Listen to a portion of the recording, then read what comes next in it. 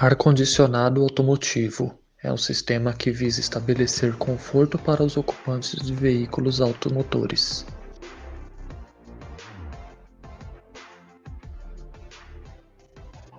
Tem por função controlar a temperatura e purificar o ar no habitáculo do veículo, desumidificar o ar interno e, nos dias atuais, oferecer mais segurança nas grandes cidades. O sistema é composto da integração de 4 componentes específicos: evaporador, compressor, condensador e válvula de expansão, que utilizam as propriedades do fluido ao condensar e evaporar, e juntos promovem o que denominamos ciclo de refrigeração. Na animação seguinte, veremos a localização desses itens.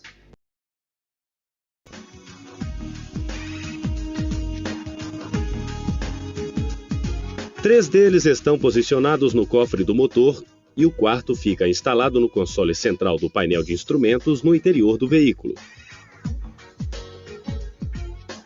No cofre temos o compressor, o condensador e a válvula de expansão. No interior do carro temos o evaporador.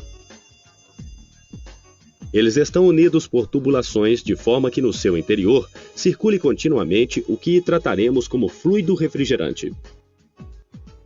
A circulação do fluido refrigerante se faz no sentido evaporador, compressor, condensador e válvula de expansão, retornando finalmente ao evaporador. Conceito de calor e temperatura. Calor é a energia proveniente do movimento das moléculas dos corpos. Sentimos calor ou frio através dos sentidos, ou seja, podemos sentir a diferença de temperatura pela pele ou tato. Experimento com água. A animação a seguir irá nos mostrar o efeito do calor em um recipiente com água, para entendermos esses conceitos termodinâmicos. Se observarmos o recipiente bem mais de perto, a nível microscópico, vemos as moléculas de água representadas por estas pequenas bolinhas. É também possível observar que estão em contínuo movimento, deslocando-se de forma aleatória. Esse movimento representa o comportamento aproximado das moléculas de um líquido, nesse caso, da água. Agora, veja como essas moléculas se comportam quando o recipiente é aquecido. Aos poucos, as moléculas começam a se deslocar mais rapidamente, alcançando velocidades maiores. Se o calor continuar a ser aplicado no recipiente, a velocidade irá aumentar cada vez mais. Podemos inclusive destacar uma única bolinha e observar seu comportamento com o aquecimento.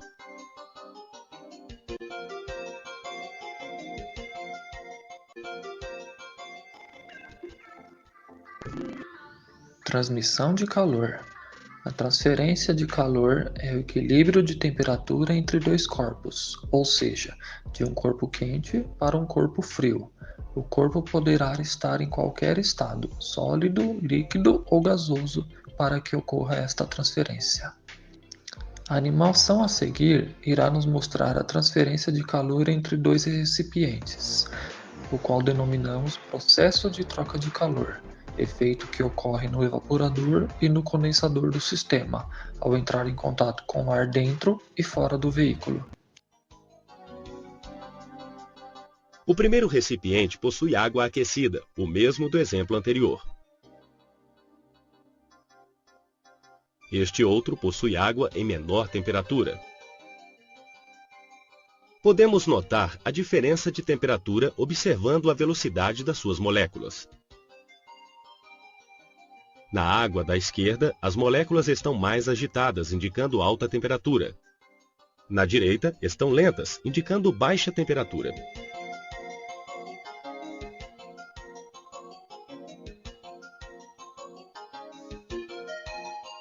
Ao encostar um recipiente no outro, a temperatura do recipiente da direita é gradativamente aumentada.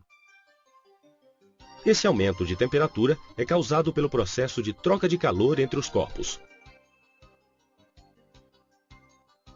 É importante também destacar que o corpo que perde calor para o outro sofre uma redução da sua temperatura.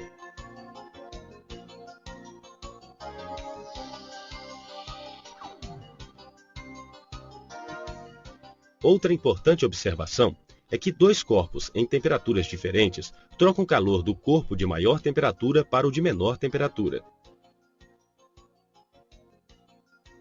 Essa troca ocorrerá até que os corpos estejam à mesma temperatura, e quando isso ocorrer, é dito que os corpos atingiram o equilíbrio térmico.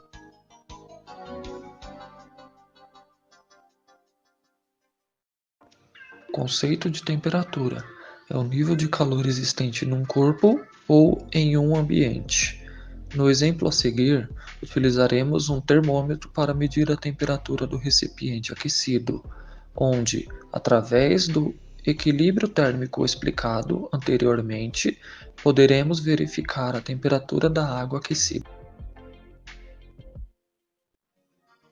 Quando inserimos um termômetro dentro do recipiente com água quente, rapidamente o mercúrio dentro do bulbo do termômetro entra em equilíbrio térmico com a água.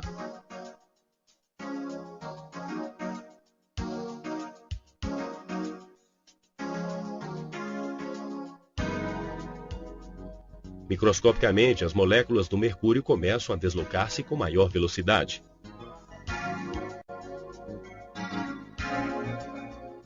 Esse movimento provoca força e expande o líquido. Ele, então, escoa, atravessando o único orifício que encontra. Quanto maior a temperatura do corpo, mais o mercúrio se expande, preenchendo gradativamente a coluna graduada.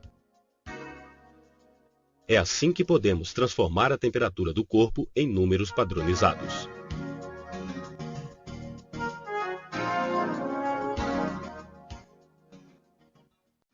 O processo de mudança de fase.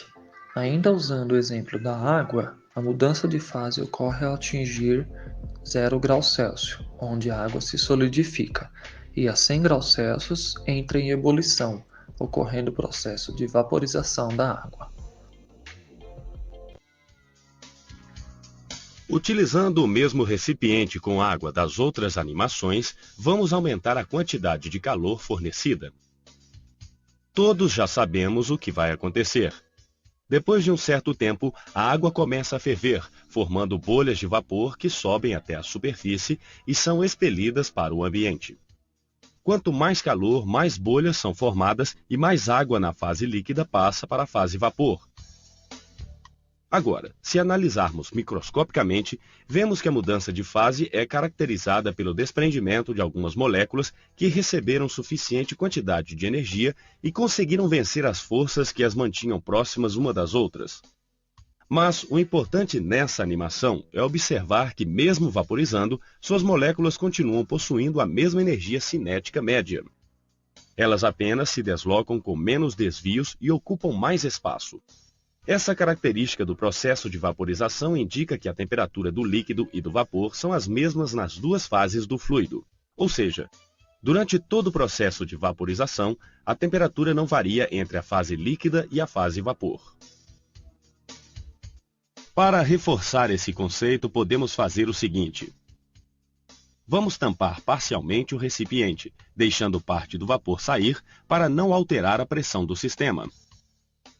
Com o tempo, o vapor expulsa todo o ar presente no recipiente e dentro dele passa a existir exclusivamente água líquida e água vaporizada à mesma pressão. Um termômetro imerso no vapor e outro termômetro imerso no líquido indicariam a mesma temperatura. Nesse caso, estamos obtendo o valor de 100 graus Celsius. Com este experimento, podemos chegar a uma primeira conclusão bem interessante, de que não há alteração da temperatura de um fluido na mudança de fase, se a pressão que este estiver submetida for constante. Na próxima animação, iremos utilizar um fluido para entender o seu comportamento no processo termodinâmico, entender os benefícios da mudança de fase do fluido dentro do sistema de refrigeração. Primeiro, vamos colocar do lado esquerdo da tela um reservatório com um fluido que permaneça sob a forma líquida a 200 graus Celsius. Do lado direito, vamos colocar outro reservatório com o mesmo fluido, mas a 0 graus Celsius. Como já vimos, uma forma de trocar calor entre os reservatórios é encostar um no outro. O reservatório quente cede calor para o reservatório frio até que os dois estejam na mesma temperatura. Nesse caso, definimos a temperatura de equilíbrio em 100 graus Celsius. Quando essa temperatura é obtida, não haverá mais troca de calor, pois não existirá mais diferença de temperatura e o sistema terá atingido o equilíbrio térmico. Para demonstrar a segunda forma de troca de calor entre os reservatórios, vamos introduzir um recipiente intermediário contendo água. A água fará o transporte da energia térmica de um reservatório para o outro, evitando o deslocamento dos reservatórios. Vamos encostar o recipiente no reservatório da esquerda e aguardar que a água atinja 100 graus Celsius. Essa é a temperatura limite, a partir da qual a água irá vaporizar. Em seguida, vamos encostar o recipiente no reservatório da direita, que está a 0 grau. A temperatura da água irá reduzir e a temperatura do reservatório irá aumentar. Para que o sistema atinja o equilíbrio térmico, será necessário executar esse movimento algumas vezes. Aqui estamos demonstrando com 5 transferências. A temperatura do reservatório quente reduz progressivamente a cada troca de calor. No final, a temperatura será de 100 graus, o que impede novas transferências, pois não haverá mais diferença de temperatura entre os reservatórios de fluido e o recipiente com água. O sistema terá atingido o equilíbrio térmico com a temperatura de 100 graus Celsius, assim como no primeiro experimento.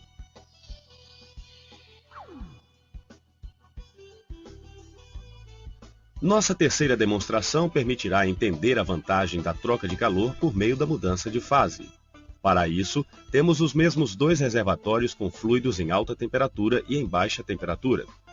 O recipiente que contém água, entretanto, será bem maior, porque nesse experimento vamos deixar a água vaporizar sem deixar que a pressão dentro do recipiente seja alterada significativamente. Um manômetro instalado na sua parte superior mostrará que a pressão não irá alterar. Vamos fazer o mesmo movimento encostando o recipiente com água no primeiro reservatório. A água irá aquecer até 100 graus, recebendo calor do reservatório quente. Ao invés de levá-la para ser resfriada no outro reservatório, vamos deixá-la aqui, encostada por mais tempo. A água começará a vaporizar. Durante esse processo de vaporização, a temperatura da água não varia e o calor continua a ser retirado do reservatório quente, reduzindo progressivamente sua temperatura, pois nele não há mudança de fase. Note que a quantidade de energia térmica que a água vaporizada consegue absorver é muito maior do que aquela conseguida apenas na fase líquida. Isso pode ser observado pela grande variação de temperatura do reservatório quente em um único processo de troca de calor. Quando toda a água estiver vaporizada, levamos o recipiente, agora com vapor, até o reservatório frio e o encostamos nele. O calor será trocado de forma inversa, do recipiente com vapor a 100 graus para o reservatório em menor temperatura. O vapor começará a condensar, transformando-se em água líquida novamente à mesma temperatura. Durante esse processo, o reservatório frio é aquecido gradualmente, pois existe diferença de temperatura entre eles. Quando a água retorna completamente à fase líquida e ainda com os recipientes juntos, a troca de calor se mantém até que a temperatura de equilíbrio seja alcançada. Aí, repetimos a operação.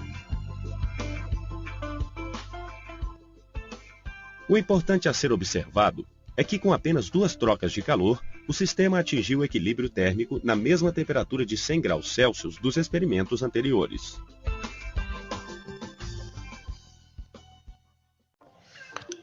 No experimento anterior, observamos que trocar calor é exatamente o que o sistema de refrigeração faz. Entendemos que temperatura e calor são coisas bem distintas, pois não precisamos variar a temperatura para trocar calor. O sistema de refrigeração vai ainda mais longe, pois o sistema, além de se beneficiar da mudança de fase do fluido, pode alterar sua temperatura por meio da variação de pressão. Na próxima animação, vamos entender um pouco mais sobre este processo. Primeiro, vamos trocar nosso recipiente por um recipiente selado, que suporte a alteração de pressão e nos permita controlá-la. Dentro dele vamos colocar água como nos experimentos anteriores. Também vamos instalar na parte superior um manômetro para medir a pressão interna, um termômetro para medir a temperatura da água e uma válvula para controlar a pressão. Essa válvula terá o seguinte comportamento. Quando apertada, restringe o escoamento do vapor, aumentando a pressão interna. Quando desapertada, permite maior escoamento, reduzindo a pressão. É mais ou menos igual a uma panela de pressão de cozinha. A diferença é que podemos controlar a pressão e medir simultaneamente a temperatura interna. Agora veja como se comporta a água quando é aquecida em pressões variadas. Com a válvula totalmente aberta, a pressão interna é igual à pressão externa e, consequentemente, a água começa a vaporizar na mesma temperatura dos experimentos anteriores, 100 graus Celsius. Agora vamos fechar parcialmente a válvula de pressão. Note que a pressão começa a se elevar. O fluido continua vaporizando, mas existe uma diferença. A temperatura cresce simultaneamente. Se mantivermos a pressão constante em um novo valor, a temperatura também permanece proporcionalmente constante. Se outra pressão for estabelecida, uma nova temperatura de equilíbrio será obtida. Isso significa que a temperatura de vaporização aumenta quando a pressão aumenta e reduz quando a pressão reduz. A temperatura de condensação e vaporização é proporcional à pressão do sistema. Este efeito é o grande responsável pela transferência térmica dentro do veículo para fora, mesmo que a temperatura externa esteja maior que a interna.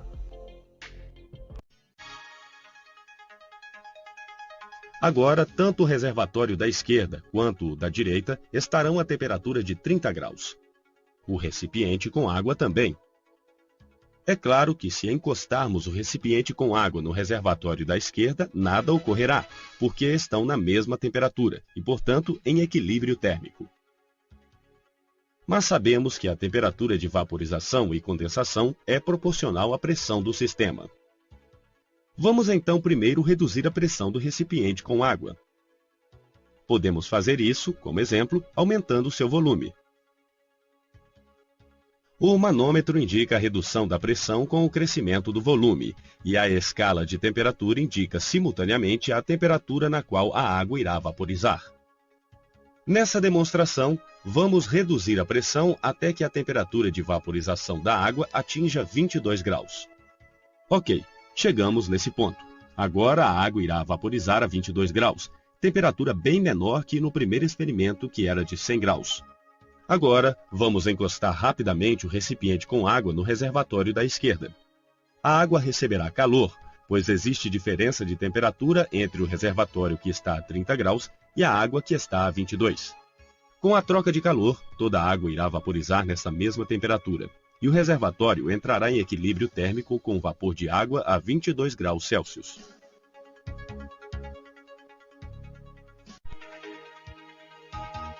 Para conseguir trocar o calor do recipiente para o reservatório da direita, é necessário que ele esteja em maior temperatura. No entanto, não está. Mas podemos elevar a temperatura de mudança de fase da água no recipiente alterando sua pressão. Então, vamos fazer isso. Vamos reduzir o volume do recipiente até que a temperatura de condensação alcance 35 graus Celsius. Sob essa nova pressão, a água irá condensar a 35 graus e não a 22. Nessa condição, vamos encostar o recipiente no reservatório da direita, que agora funciona como um reservatório frio. É interessante pensar que nossa referência mudou. O que estava quente, a princípio, agora ficou frio. O calor será transferido do recipiente para o reservatório porque existe diferença de temperatura entre eles. Durante a troca de calor, o vapor de água irá condensar a temperatura constante de 35 graus, retirando o equivalente de calor retido na água durante o processo anterior de vaporização. O fluido do reservatório irá aquecer até atingir essa temperatura, quando então entrará em equilíbrio térmico com a água do recipiente e cessará a troca de calor. Voltando o recipiente com água para a pressão inicial, sua temperatura retorna a 30 graus. Essa foi a temperatura inicial do experimento, mas agora temos o reservatório da esquerda a 22 graus e o da direita a 35. Tudo isso parece bem estranho, mas é apenas uma manipulação bem engenhosa do sistema para manipular pressões e temperaturas no ciclo de refrigeração. No sistema automotivo, não necessitamos trabalhar com uma temperatura de menos 15 graus Celsius. O sistema trabalha um pouco acima de 0 graus Celsius, o que nos permite definir uma pressão de 2 bar, equivalente a 28 psi, para atingir esta temperatura, chamada de pressão de baixa, e de 14 bar, equivalente a 200 psi, denominada pressão de alta. O reservatório da esquerda representará o ar dentro do habitáculo do veículo e inicialmente estará a 35 graus Celsius. Para essa comparação, vamos posicioná-lo junto ao evaporador. O reservatório da direita representará o ar externo, que também estará inicialmente a 35 graus Celsius. Vamos posicioná-lo junto ao condensador. Bem, sabemos que o sistema de refrigeração deverá reduzir a temperatura do interior do veículo, rejeitando o calor para a atmosfera. Observe que os reservatórios estão inicialmente na mesma temperatura.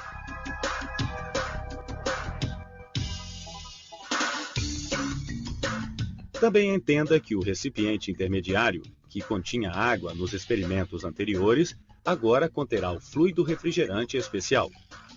Esse fluido também estará a 35 graus Celsius. Para começar nossa demonstração, vamos posicioná-lo no local equivalente à posição da válvula de expansão. Pronto, podemos iniciar a comparação. Primeiro precisamos reduzir a temperatura de vaporização do refrigerante para que ele absorva o calor do habitáculo do veículo. Essa é a função da válvula de expansão. E na nossa demonstração, poderemos obter um resultado similar se aumentarmos o volume do recipiente para reduzir sua pressão. Pronto! Agora o fluido irá vaporizar a 0 graus Celsius. Em seguida, vamos levá-lo ao evaporador, onde está o reservatório da esquerda.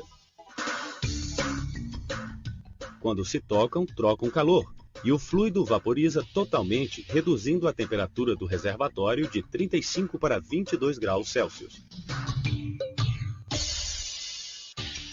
Agora o recipiente possui fluido refrigerante vaporizado e precisa ter seu estado regenerado para executar um novo ciclo. É aí que entra o efeito da pressão novamente, produzida pelo compressor.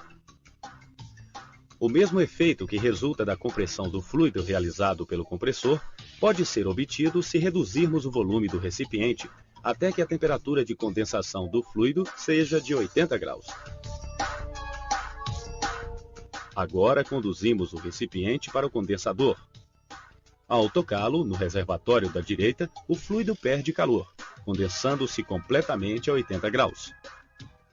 O reservatório terá sua temperatura levemente aumentada, porque o ar externo refrigera constantemente, podendo ser considerado uma fonte de temperatura constante. O recipiente agora, com o fluido refrigerante na fase líquida, é conduzido à válvula de expansão. O efeito da redução de pressão causado pela válvula de expansão é representado, como no início, pelo aumento do volume do recipiente, até que a temperatura de vaporização do fluido volte a ser de 0 graus Celsius.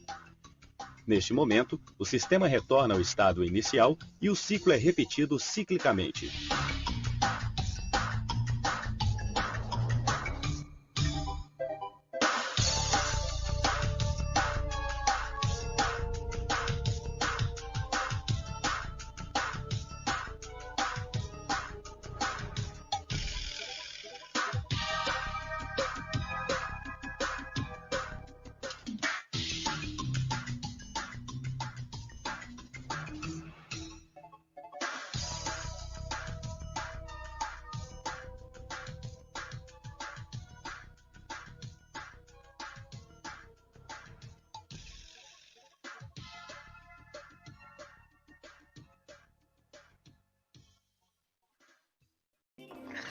Bom, pessoal, baseado nesses conceitos da termodinâmica, já conseguimos entender um pouco do funcionamento do ar-condicionado.